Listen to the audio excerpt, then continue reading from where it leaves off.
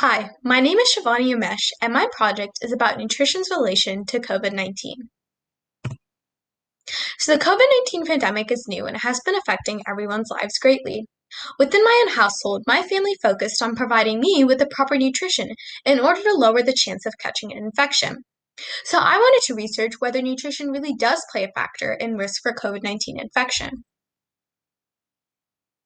My hypothesis was that if nutrition plays an important role in the immune system, then maintaining a healthy diet may help lower the risk of being infected by COVID-19.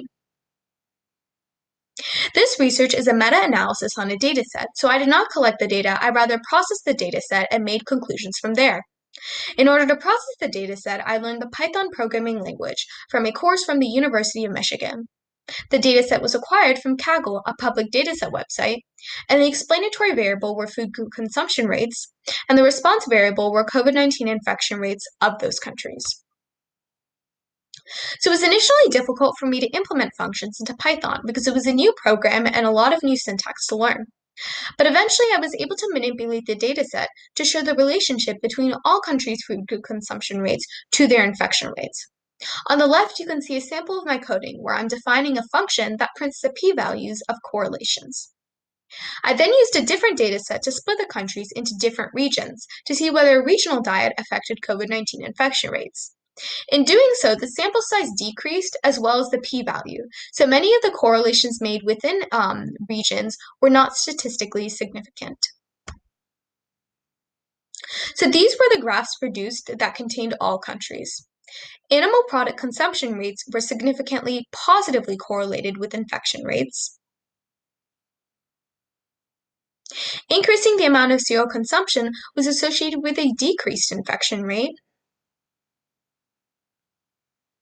There was a positive correlation between dairy consumption rates and infection rates. And increasing vegetable product consumption rates was associated with a decrease in infection rates.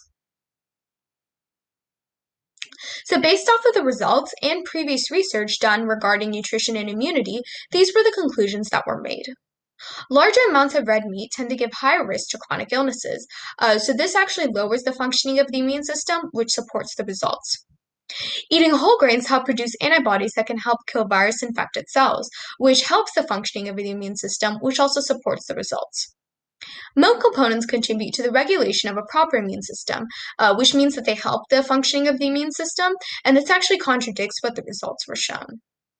And green vegetables provide nutrients such as IELs, which is needed to maintaining a functioning immune system, and so this also supports the results. In addition, I compiled an 18-page research report that included all of these graphs along with additional conclusions to have a further discussion in what the results meant. And then I also included the 7 different regions that the countries were split into and how food group consumption rates influenced their infection rates. So there were also multiple factors that influenced the results.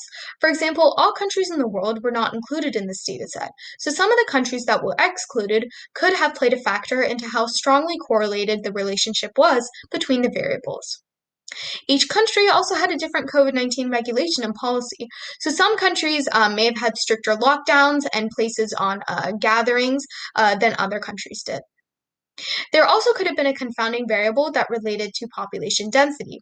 For example, rural regions tend to have a lower population density, essentially lowering the risk of catching an infection.